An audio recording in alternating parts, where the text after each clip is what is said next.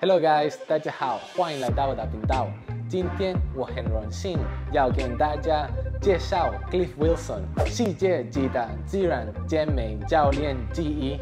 他不仅是我上次 WNBF Pro Show 的教练，让我能够达到我有生以来最好的期待。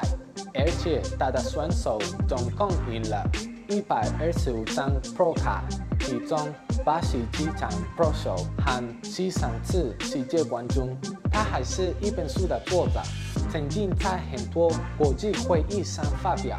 我真的很感谢，也很荣幸他可以在我的频道上分享他的专业知识。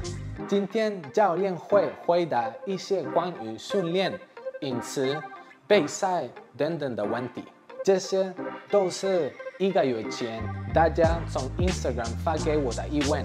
因为当时我跟你们说我要访问 Cliff， 所以很谢谢你的参与。如果你们下次想要问问题，请不要忘记关注我的 Instagram， 这样你就不会错过。最后别忘了往下滑去逛逛 Ver 我的赞助商，他们有很好看又舒服的衣服，而且 CP 值很高。你们也可以用我的折扣码 VVSET， 这真的可以帮助我在 YouTube、Instagram 跟你们分享内容。谢谢你们，开始吧。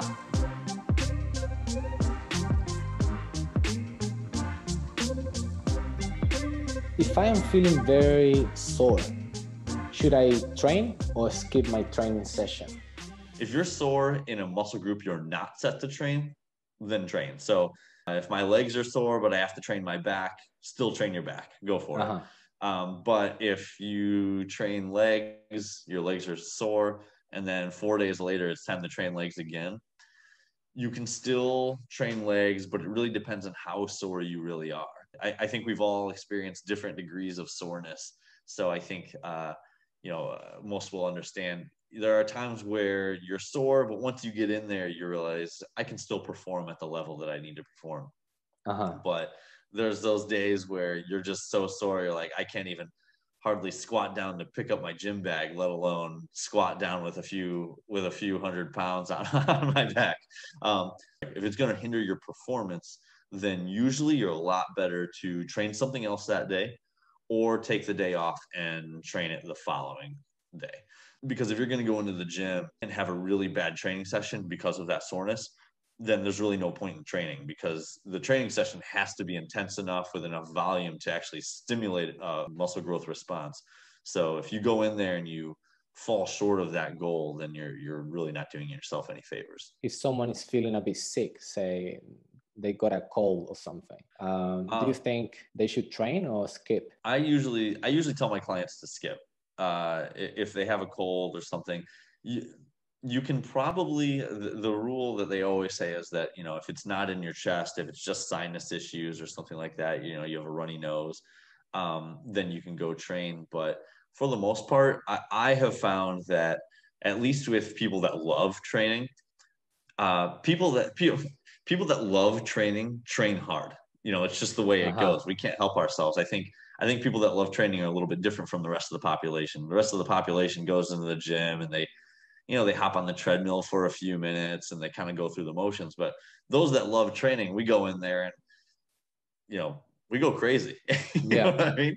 And so oftentimes I think people that have a cold and are kind of sick, they go into the gym and they exert themselves way too hard. And they don't really build enough muscle, because usually they don't feel very well because they're not performing well. Because they don't feel well. And then the other factor is they usually delay their recovery from their illness, because intense training can suppress your immune system. So usually they leave the next day and they feel worse than what they did. So I usually, like we talked about, a week off won't harm you. If you have a cold or something like that, I usually recommend take a day or two off and reassess. I think a day or two off is usually extremely beneficial when you have a cold. Got it. Next question. Is it true that high reps is better for muscle definition and low reps better for muscle growth? No. Muscle definition is just going to be purely from fat loss. I can't tell you how many times anybody who's ever been in the gym, how many times do people come up to you and they grab their stomach and they're like, I just want to lose this right here, you know? And then they tell you about how they've been doing 1,000 crunches per day. This usually is born out of a lot of bodybuilders will increase the reps that they do during a contest prep. And at the same time, they're dieting for fat loss. Yeah. So I think a lot of times people confuse, they think that the training is causing them to get leaner, but it's really just the diet. So if you're going to increase muscle definition, you just have to diet. You got to lose fat and reveal what's underneath. So the training will be relatively the same. Yeah. The way I always say it is when you're in a fat loss phase, the same methods that allow you to build the most muscle will be the same methods that allow you to keep the most muscle. And so I think that it's, you know, like we said before, I think the ideal rep range is going to be 6 reps to 20 reps if you're really going to try to maximize what you have. The only other reason I think that myth probably got started with, you know, lower rep ranges for muscle growth is because also a lot of bodybuilders tend to lift really heavy in their off seasons. You know, you can relate in the off season when you have a ton of energy and your recovery ability is great. It's fun to sometimes do a heavy set of 4 reps or a heavy set of 5 reps or even, you know, 6. But when you are in contest prep, you know, you just finished, you know how tired you were at the end. Yeah. Do you really want to get under a bar and squat 4 reps for a max? Yeah, no way. No. One, energy is usually not there to do it.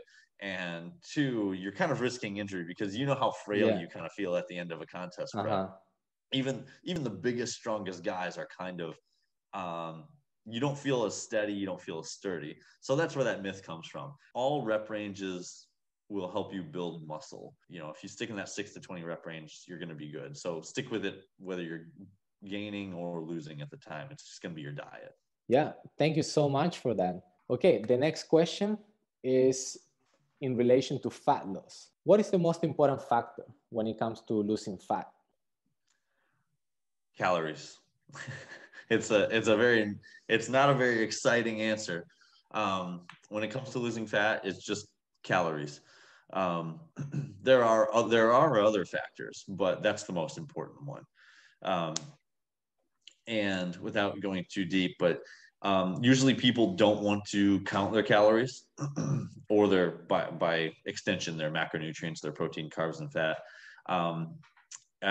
Most people that are newer to weight training or don't work out, that's the last thing they want to do is count their food and count their calories. But it really gives you an insight into how much energy you're taking in. And when you're not counting your calories, people are really bad at estimating their calories.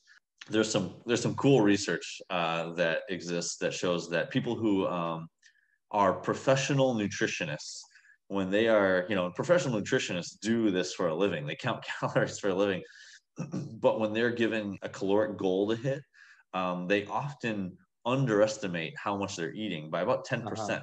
Even professional nutritionists are bad at that. And they show that average people will maybe underestimate how much they're eating by about 15 to 20%.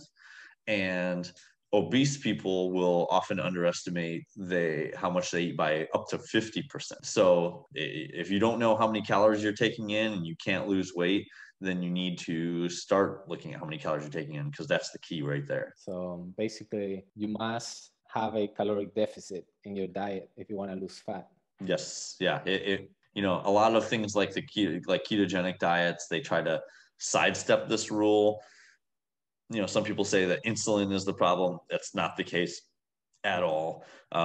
You have to be in a caloric deficit. You know, if you eat a diet that is filled with junk food, nutritionally devoid of everything that your body needs, overly processed foods, a lot of times your thyroid hormones won't be as high as they should be. Your testosterone is probably going to be lower than it should be. So it will make it harder. At the end of the day, you could probably still keep cutting calories. If I eat nothing but 2 donuts per day, I will lose weight because it's only 2 donuts. Yeah. But I probably wouldn't lose as much as if I ate the equivalent amount of calories from vegetables and a small amount of lean protein. Do you know what I mean? So it's like, you're right, because my hormones will be in a horrible position. By the way, anybody listening, don't try to lose weight on just eating 2 donuts per day. but yeah, so it's like, you're right, it makes it harder. So sometimes when people are doing these things, they're trying to lose weight on these crazy fad diets or junk food, and they're like, why is it so hard? And it's like, well, you are losing weight because you're eating so few calories, but you're doing it in this crazy way that's impacting your hormones. Is there any difference in the way a regular person should approach fat loss compared to a competitor? Yes, and then I'll say that there are differences in the degree in which you go. The principles are still the same. Cutting calories, increasing caloric expenditure, those types of things. I think the precision that is required for a competitor is vastly different. And you're much more on a time schedule. So, if you're an average person or if you're a competitor, things you must do: you have to decrease your calorie intake to put yourself in a caloric deficit. You should probably increase your caloric output, like we talked about before, through walking. You should weight train. You should weight train to preserve muscle mass, and also weight training will also increase caloric output as well. So I think those are the core principles. Now, the degree to which we do these things are vastly different. So if you're an average person, you may weight train 2, 3, maybe 4 times a week. If you're a competitive bodybuilder, we're talking 4, 5, 6 times per week.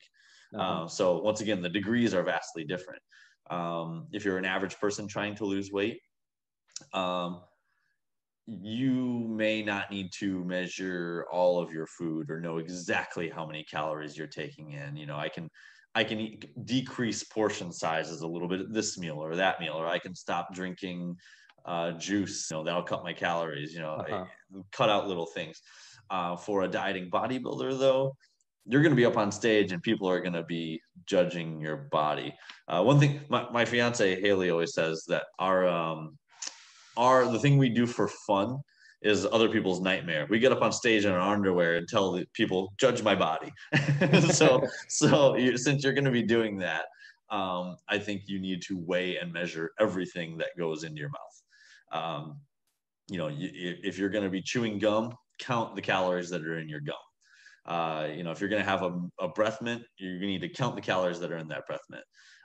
Do I think that the average person needs to do that? No, I don't think that that's quite necessary. Once again, it's just a matter of degrees. And then the difference being that when an average person reaches a reasonably lean body composition, they can usually stop and bring their calories back up to hold that new conditioning. But us as bodybuilders, we don't stop when we reach a reasonably lean body composition. Our goal is to get to an unreasonably lean body composition. So you really have to go many steps further to achieve that level. Yeah. Same principles, but just different intensities of those principles. Should men and women use different strategies or methods if the goal is to lose fat? It's a good question. No, but I'm going to put some caveats to that. So once again, the methods are similar: cutting calories, increasing output, all the same things. The difference being there are certain hormonal and recovery differences between men and women. First off, women have a harder time losing fat. Their bodies are not designed to be as lean as men's. Anybody who's ever been a couple, a husband and a wife, or a boyfriend and girlfriend trying to diet together, the women out there know how that goes. You know, the guys cut calories a little bit and they drop 5 pounds, and then women are having to work their asses off to get those 5 pounds off. So you're going to have to push a lot harder if you're a female, unfortunately. That is just the truth. You're probably going to have to cut calories lower than you'd like to. Men can usually get away with having a little bit more freedom in their diet because they can afford more calories. So if men want to oftentimes eat out every once in a while, they can usually get away with it. I find that a lot of women can't get away with that. Now, along those lines, there are some drawbacks, though. Men actually tend to lose more muscle mass when they diet than women. The reason being that as men the reason we have more muscle mass is because of our testosterone levels. But that means that our muscle mass is dependent on those testosterone levels. Once you get really lean, when I say really lean, usually about the time you start seeing a pretty good set of abs showing, testosterone levels start to drop. When testosterone levels drop, muscle mass usually drops. So guys don't like hearing this, but it's normal to lose a little bit of muscle tissue when you're dieting to a very lean level. Women don't have that problem. They usually maintain everything they have. The other factor is that women can usually add more cardio. They will usually need to add more cardio, but they can do so more comfortably. Women generally have a little bit better recovery ability when it comes to things like that. Anybody who's ever been a trainer or a coach will tell you about the difference in cardio between men and women. If you tell a guy, I need you to do 4 30-minute cardio sessions per week, they're going to whine and cry and they're going to hate it. But you prescribe 4 30-minute cardio sessions to a female, she'll be like, I can do 6. You want me to do 6 for 45 minutes? Not a problem. That is so true. Yeah. So I think that the two things to realize is that if you're a female, just realize that you're not doing anything wrong if you're not losing fat as easily as your male counterparts. It's simply biological. It's not anything you're doing wrong. And don't feel bad about having to do a little bit more. Don't hold yourself to that other standard, because it's not exactly the same thing. You're going to have to probably push a little bit harder to get the same results, unfortunately. All right, coach, next question. How fast should I be losing fat? What is a good weekly rate of fat loss? The rule I generally like is about a pound per week if we're going to talk about averages. Because if we're talking about somebody that's we all have this normal, comfortable body fat level. You can probably lose about 2 to 3 pounds per week. And then as you lose weight, you want to slow it down to about a pound per week. And then as you get leaner than you're comfortable with, the point usually where we have to push ourselves to get to that spot, then you want to probably even reduce it to below a pound per week. So if I'm talking about a competitive bodybuilder or even an average person, if you've gotten a little bit too heavy, maybe you had some holidays and you gained a few pounds, you can probably try to lose 2 to 3 pounds per week. Then once you get back to your old self, continue to about a pound per week, continue that. But once you start being able to see really good visible abs, and if you want to keep going with it, I would slow it down to about a half pound per week. The reason for the different rates is that the leaner you get, the more likely muscle loss will be. And the slower you diet, the more muscle mass you will retain. When you have a lot of body fat, muscle mass loss isn't a serious concern, so you can go a little bit faster. But and then to add to that, if you are seeing performance decreases in the gym, then it's also probably a good idea to stick with a slower rate of loss rather than a faster. The faster you lose, the faster your strength will drop, the faster your muscle mass will decrease. What are your thoughts on refeed days and diet breaks for fat loss? I think they're great. Refeed days, I would say, are a must, in my opinion. As you've seen, I keep them in no matter what. I think they're extremely important. Some of the newer research coming out has even shown that they keep your metabolism running higher throughout the duration of a diet.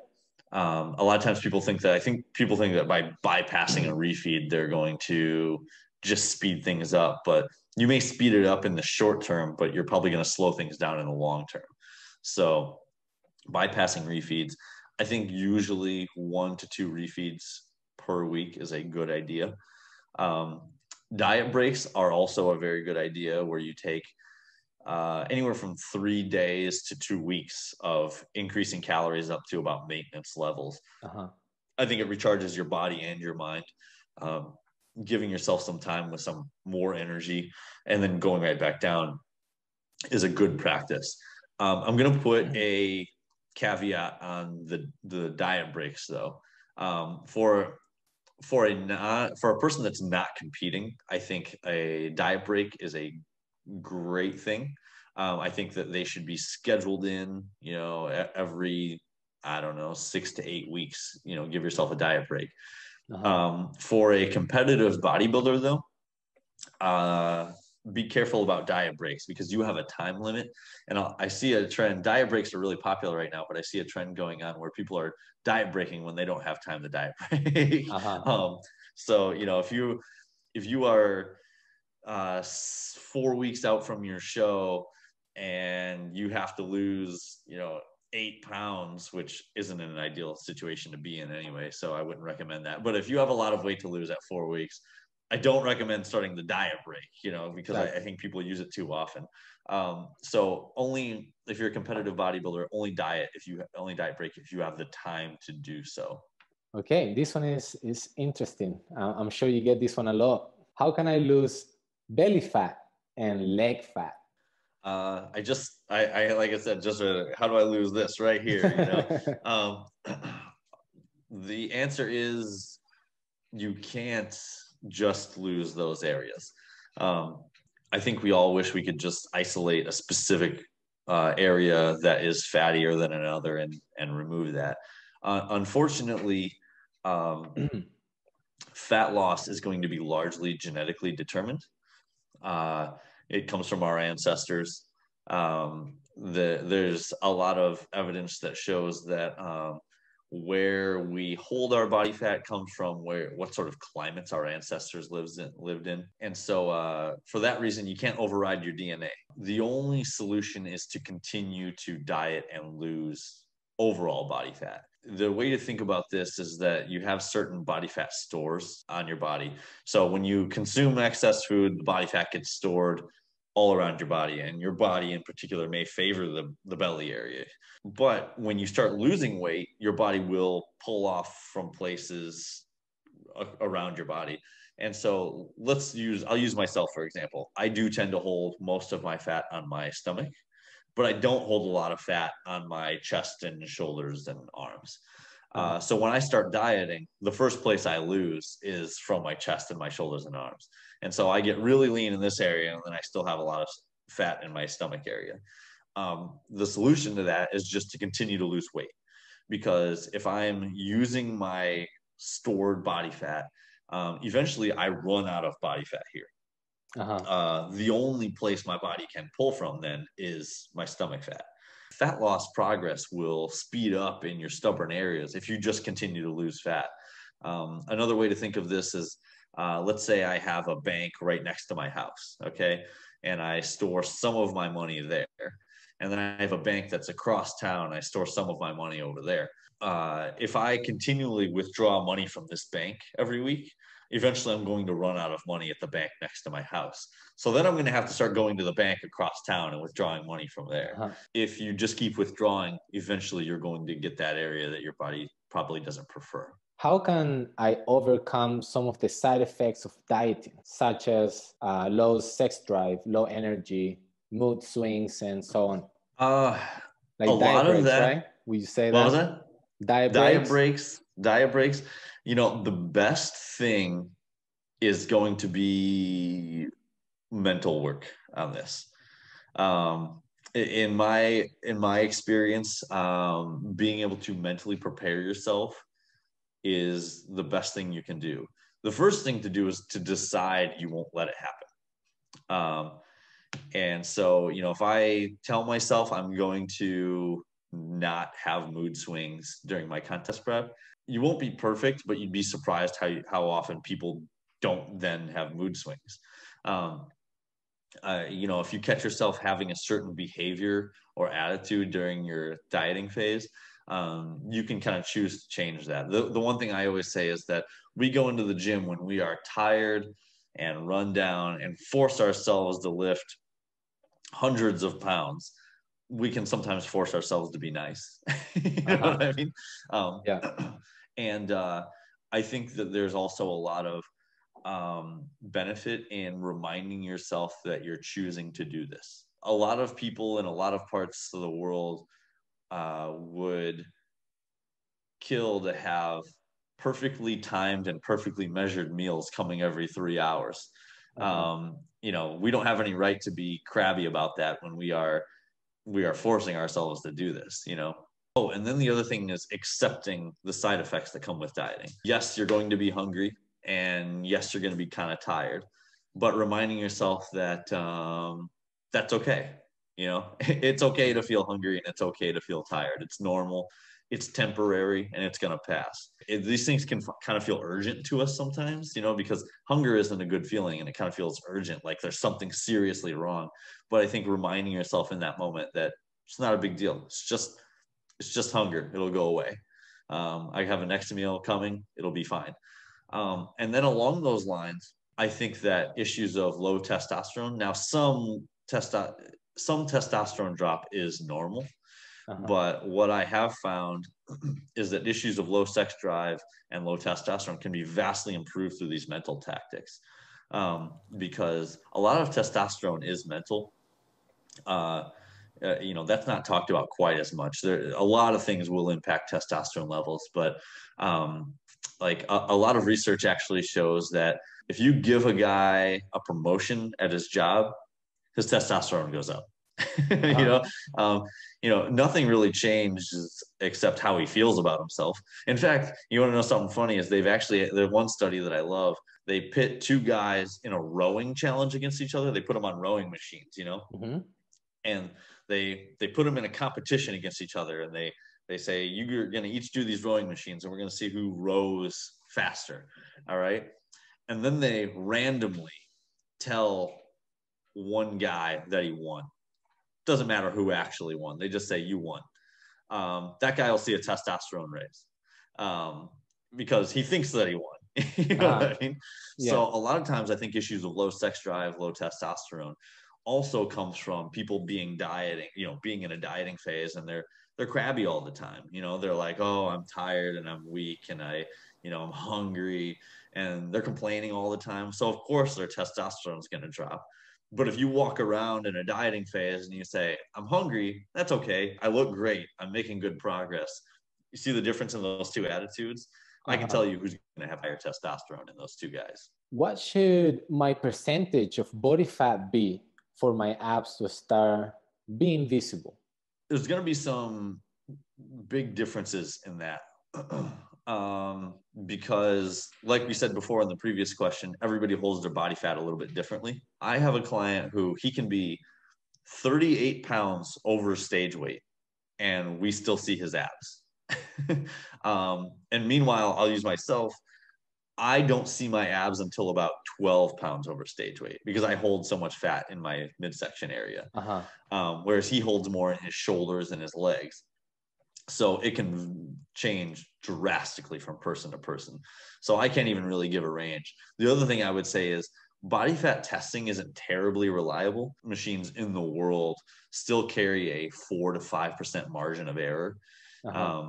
And so I would say try not to focus on body fat percentages as a great metric. Instead, just focus on at what weight you tend to see your abs. So if you just keep dieting down and once you start to see things, then you start to know where your individual metric lies of where you usually see your abs. If you build 4 or 5 pounds of muscle on your legs, then your legs will look leaner just by extension because that body fat gets spread across a larger area. This question is sort of related to competition. Is cutting water and sodium a good strategy for looking extra dry and shredded on show day? No. In fact, it's a recipe for disaster. Most of the fullness of your muscle tissue is created by water. About 75% of our muscle tissue is composed of water. And so what happens is when you reduce your water intake, you may think that you're pulling any water that might be underneath your skin, but your body doesn't discriminate. Your body doesn't know, hey, this guy's trying to get ready for a bodybuilding competition. Your body's just like, we're trying to survive. Yeah. So what'll happen is you'll reduce total body water, and your body will take a lot of water from your muscle tissue. So you'll actually just look flatter. And as a result of looking flatter, you'll probably look softer as well. Think of it like a balloon with less air in it. If you blow up the balloon really full, it'll look tight. But if you let the air out, it's real soft and squishy. And it works the same way. If your muscles are deflated, you're going to look softer. Sodium is much the same way. Sodium is a primary regulator of blood volume. Anybody who's ever been pretty lean and then has a really salty meal will know how their veins start popping out and they almost get a pump from that. So the opposite can happen. If you reduce sodium, what happens is you don't get, your blood volume decreases, you can't get a pump, you don't have much blood flow. If you drop sodium too far, what will actually happen is your body will register that your total sodium levels are dropping, and it will release something called antidiuretic hormone. And when that happens, your body will get signals to then hold water. And then you'll hold water, but not in the places you want. You won't hold it in your muscle tissue. It'll usually float around underneath the skin and make you look soft and squishy. So my usual recommendation is to keep water high, but consistently high. Yeah. So, just keep it steady. Any excess will just be eliminated from your body naturally. And then sodium, there's some individuality with sodium. I would say try to keep sodium as high as you can, but without seeing blurring occurring, because anybody who's eaten too much sodium knows that you will get puffy from too much sodium. So you want to go with a moderately high level. If I had to give a range, I would probably say somewhere in the range of 2,500 milligrams up to 3,500 milligrams is usually going to be a good range for most people. Would you say that this applies for natural and enhanced athletes as well? There's a little bit of difference there. With a natural athlete, you can keep sodium a little bit higher. And I would keep water high for both natural and enhanced. You can keep sodium a little bit higher for a natural athlete. You may need to reduce sodium a little bit for some enhanced athletes, not all, but some, because some of the compounds that some enhanced athletes use will increase water retention. So sodium might need to come down a little bit for some enhanced athletes. The last question, do you usually do a carb load for competitors who are about to step on stage? And if so, what is the purpose of this? I do. With one exception. If I have a particularly muscular bikini competitor, then I may not load them up with carbs. But even with my bikini competitors, most of them will get a carb load. The reason for this kind of relates back to what we said about water, is that your muscle tissue is composed primarily of water. But your muscle tissue also stores carbohydrates inside the muscle tissue in the form of glycogen. And glycogen has to be stored with water. Mm-hmm. So when you get inside your muscle tissue, you're going to have stored carbohydrates along with stored water. So it's going to create a lot of fullness. And anybody knows that a fuller, rounder looking physique is just going to be a good thing on stage. Now there's some trickiness to this, in that more isn't always better. Kind of like I was saying with sodium, you have limited capacity to store carbohydrates inside your muscle tissue across your body. For most people, the total storage space is going to be somewhere between 400 and 600 grams of carbohydrates total. And if you exceed that total, what happens is, rather than storing it inside the muscle tissue, some of those carbohydrates, that sugar, the glucose, will float around in some of the interstitial spaces and underneath your skin, and it will draw water. So your goal is to fill off, kind of like a gas tank. You want to fill it up as completely as you can, but without it spilling out. And honestly, it's one of the biggest, trickiest parts of the whole process is trying to find what how much can you hold personally inside your own, personal carbohydrate tank. There are a lot of respected professionals that always talk about you being the one that always gets it right. Do you feel pressure? It's funny because now I don't feel pressure, but the first time I ever did it, I felt pressure. I remember the first time I ever peaked somebody was back in 2009. It was a long time ago. And I remember the first time I did this, I was like, I put together a peak week plan for somebody. And it was my first time ever doing it, first time ever having anyone on stage. And I just remember thinking, God, I hope I got this right. But now I've gotten to the point where I've learned to pick up a lot of things along the way. Experience really matters when it comes to peaking. Like when I work with somebody, past experience helps so much because there is always a lot of individuality between people. But after a certain amount of time of working with people throughout years, you can always spot similarities between people. Like I'll be honest, like even when I peaked you, I was like, I worked with somebody 4 years ago that had a very similar situation. You know what I mean? And so it wasn't exact, but I kind of knew where to go with it. Do you know what I mean?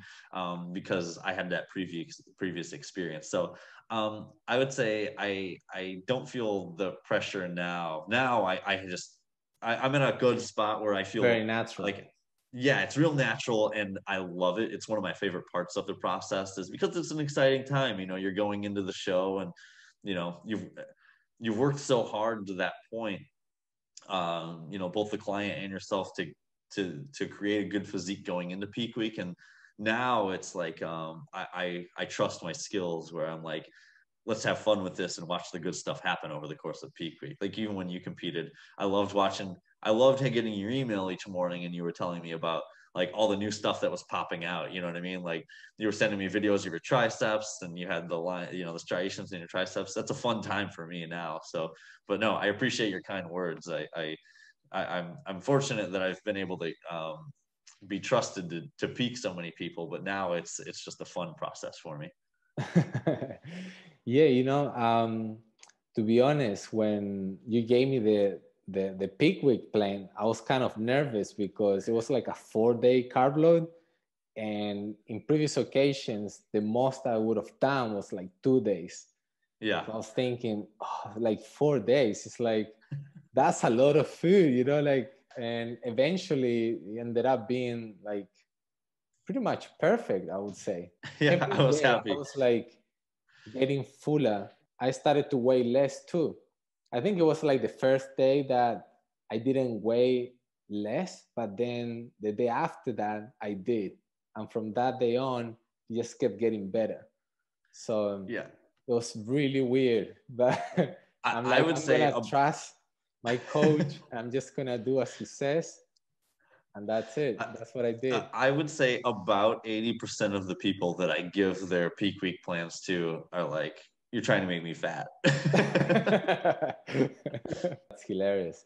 How much improvement do you think you can make in peak week? Yeah, I would say anywhere from 5 to 10% if depending on who the person is. But one thing I always say is that peak week is dangerous because you can mess it up more than 5%. At best you may get 5%, 10% improvement.